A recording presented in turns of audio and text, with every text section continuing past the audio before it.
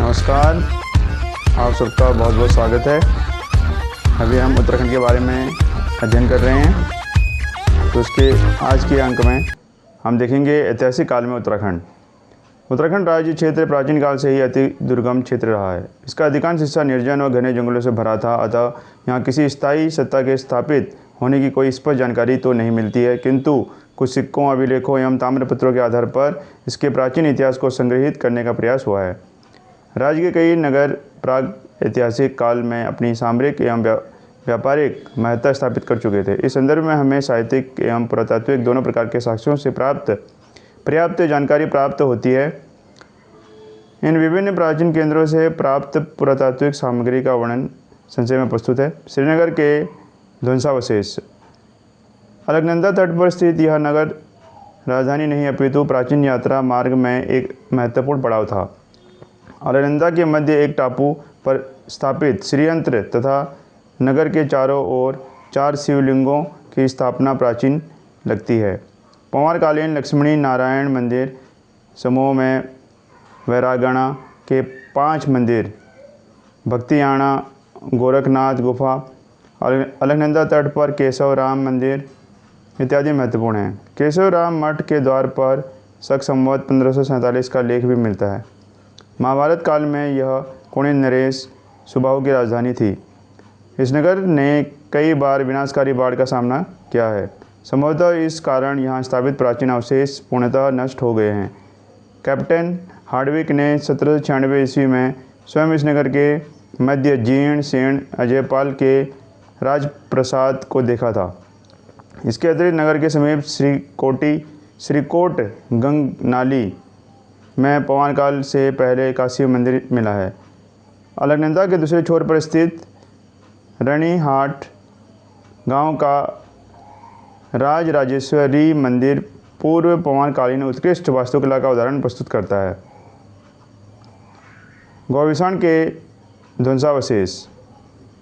वर्तमान कुआओं के तराई क्षेत्र में स्थित काशीपुर नगर के आसपास प्राचीन आद्य ऐतिहासिक नगर गौविषाण के अवशेष मिले हैं। चीनी यात्री फाहियान ने इसका उल्लेख किया है, जबकि युवानच्वाड ने तो क्यू.पी. स्वर्ण नाम से इस नगर का विस्तृत वर्णन दिया है। उसकी पुस्तक स्यूकी के अंग्रेजी अनुवादक ने क्यू.पी. स्वर्ण का संस्कृत रूपांतरण गौविषाण किया। सर्वप्रथम पुरातत्वविद कर्निंघम ने इस स्थल का सर्वेक्षण किया। इसके पश्चात ASI ने उत्खनन करवाया। उत्खनन में प्राप्त इष्टिकाओं में वैज्ञानिक अध्ययन से इस स्थल के दुर्ग का काल 2600 ईसा पूर्व निर्धारित हुआ। इस स्थल के उत्खनन में चित्रित धूसर भांड PGW तथा उपयुक्त मृद भांड की प्राप्ति भी इसकी प्राचीनता को प्रमाणित करती है। बिशप हीबर की 1824 ईस्वी की नगर यात्रा के समय यह हिंदू तीर्थ रूप में प्रसिद्ध था। आधुनिक काशीपुर से प्राप्त पुरातात्विक महत्व की अन्य सामग्री में मुख्य एक टीले के उत्तरी भाग में इष्टिका निर्मित वृत्ताकार मंदिर के भग्नावशेष, इसके निकट प्रस्तर की चौखट पर निर्मित विशाल द्वार एवं उस पर लगी लोहे की बड़ी बड़ी कीलें, टीले के मध्य में कुषाणकालीन भवन के अवशेष, नंदी सहित एक शिवलिंग जिस पर मानव लिंग की आकृति उभरी है इत्यादि। कालसी ध्वंसावशेष। जनपद देहरादून में यमुना की सहायक अमलावा नदी के बाएं तट अवस्थित कालसी का प्राचीन नाम कालकूट था।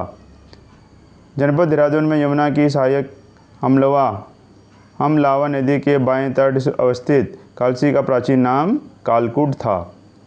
तो कालसी का प्राचीन नाम क्या था? कालकूट था। 5वीं शताब्दी ईसा पूर्व इस क्षेत्र पर कुणिन्द्र सत्ता का अधिकार था। इस नगर से प्राप्त महत्वपूर्ण पुरातात्विक सामग्री में महान मौर्य सम्राट अशोक द्वारा यमुना टोंस संगम पर स्थापित शिलालेख है, जो कि पाली भाषा में है। कालसी शिला प्रज्ञापनों का पता वर्ष 1860 ईस्वी में लगा। स्फटिक शिलाखंड पर अभिलेख के साथ हस्ती पांव के मध्य गजतमे अंकित हैं। इस शिला को स्थानीय लोग चित्रशिला कहते हैं। इसके आसपास एक खंडित शिलालेख भी है। अन्य नगरों से प्राप्त ध्वंसावशेष। हरिद्वार के आसपास से उत्खनन में ताम्र संस्कृति के पुरावशेष प्राप्त होते हैं। कन्निगम महोदय ने गंगाद्वार, मायापुर अथवा हरिद्वार के पुरातात्विक महत्व को इस प्रकार वर्णित किया है कि मायापुर का यह प्राचीन नगर सर्वनाथ मंदिर से राजा बेन के दुर्ग तक विस्तृत था। इस प्राचीन दुर्ग के अवशेष, खंडित स्टिका के टीले, नारायण शिला एवं विभिन्न प्रकार की प्राचीन मुद्राएं यहाँ से मिलती हैं। कन्निगम तो यहाँ से प्राप्त बुद्ध प्रतिमा, जिसकी पीठिका पर सिंह व चक्र अंकित है, को प्रथम आदि बुद्ध मानते हैं।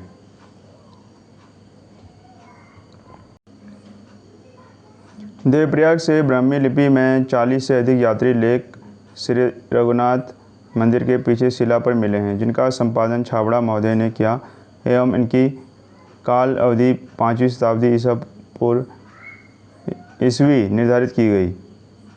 इसके अतिरिक्त भित्तियों, घंटियों तथा ताम्रपत्र पर पवार काल के अनेक लेख प्राप्त हैं। 1803 ईस्वी में आए विनाशकारी भूकंप से क्षतिग्रस्त रघुनाथ मंदिर का कालांतर में दौलतराव सिंधिया द्वारा दिए दान से जीर्णोद्धार का ज्ञान होता है। केदारनाथ नामक ग्रंथ के अध्याय 148 से लेकर अध्याय 163 तक इस देव तीर्थ के धार्मिक महात्म्य का विस्तृत उल्लेख है। यहाँ से प्राप्त वामन गुहा लेख भी महत्वपूर्ण है।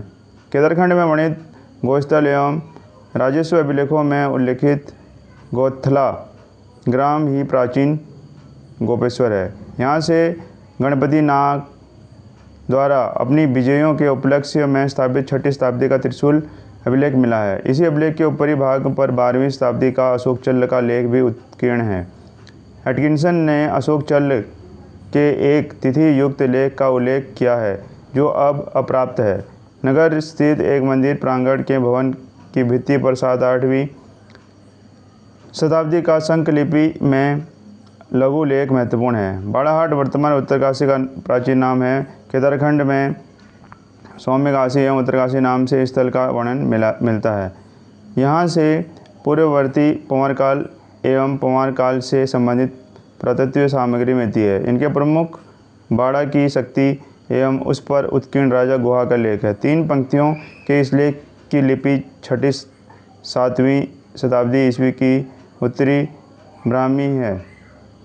राहुल संकृतियन महोदय को लक्षेश्वर मंदिर परिसर से अत्यंत अलंकृत इष्टिकाएँ मिली एवं डोलिनी टीले से सिंदूरी रंग की ईंट भी प्राप्त हुई। डोलिनी टीले से प्राप्त प्रतिमाओं में महिष मर्दिनी दुर्गा की पाषाण प्रतिमा की तक्षण कला विशिष्ट है। ये सभी प्रतिमाएं पूर्ववर्ती पवार काल की हैं। राहुल संकृतियन ने दत्ताश्रेय के रूप में पूजी जाने वाली बुद्ध की अभिलिखित मूर्ति को भोट राजा ज्ञानराज द्वारा अष्टधातु से निर्मित बताया है। बाड़ाहाट का प्रसिद्ध मेला पवार नरेशों द्वारा ही प्रारंभ किया गया। कुमाऊं में गोमती नदी की घाटी में अवस्थित कतूर अपने प्राकृतिक सौंदर्य के लिए प्रसिद्ध है। संभवतः इसी कारण प्रारंभिक कतूर वंश के शासकों ने बैजनाथ को राजधानी बनाकर शासन किया। यहाँ से शक संवत 1214 ईस्वी का लेख लक्ष्मी नारायण मंदिर द्वार के पार्श्व पर मिला। इसके अतिरिक्त त्रिपाठी परिवार से राजा इंद्रदेव का ताम्रपत्र महत्वपूर्ण है। इस चित्र से प्राप्त 2 अन्य शिलालेख भी बैजनाथ संग्रहालय में सुरक्षित हैं। कोट की माई मंदिर में चंद्र राजाओं के ताम्रपत्र भी रखे गए हैं। द्वाराहाट को खत्रियों की पाली पछाऊ शाखा की राजधानी माना जाता है। यहाँ से प्राप्त दिवालियों एवं नालों पर उत्कीर्ण कत्यूर काल के शिलालेख में अनंतपाल का कालिका मूर्ति लेख, थलकुर्क का हरगौरी मूर्ति लेख, द्रोणगिरी शिलालेख, थलकुर्क का वापी लेख, राजा भानदेव का दान लेख, सोमदेव का वापी लेख, सोमदेव का गणाई गणेश मूर्ति लेख, बद्रीनाथ समूह का गणेश मूर्ति लेख, बद्रीनाथ समूह का विष्णु मूर्ति लेख प्रमुख हैं।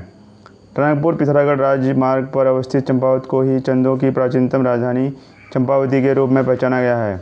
यहाँ से चंदों के प्राचीन दुर्ग कोटलगढ़ के अवशेष राजभुंगी नामक टीले पर स्थित हैं। बालेश्वर मंदिर परिसर में अनेक चंद अभिलेख मिले हैं।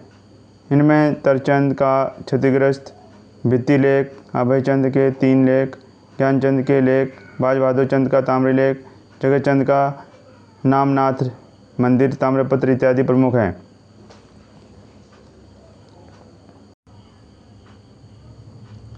लाखा मंडल शिलालेख। जनपद देहरादून के जौनसार बावर क्षेत्र स्थित इस स्थल से राजकुमारी ईश्वरा का शिलालेख मिला है। जनपद देहरादून के जौनसार बावर क्षेत्र स्थित इस स्थल से राजकुमारी ईश्वरा का शिलालेख मिला है। मंदिर की दीवारों पर लेख। काली मठ, केदारनाथ, गोपेश्वर तथा नाल से मंदिरों की दीवारों पर लेख उत्कीर्ण मिले हैं। मुद्रा लेख। ऋषिकेश के निकट स्थित मुनि की रेती एवं सुमाणी ग्राम से प्रथम एवं द्वितीय सदी की मुद्राएं प्राप्त हुई हैं। ये कुषाण राजाओं द्वारा प्रचलित मुद्राएं हैं। इसके अतिरिक्त हमें काशीपुर, खटीमा इत्यादि से भी कुषाण स्वर्ण मुद्राएं प्राप्त हुई हैं, जिनसे उनके इस क्षेत्र में साम्राज्य विस्तार को समझने में सहायता मिलती है।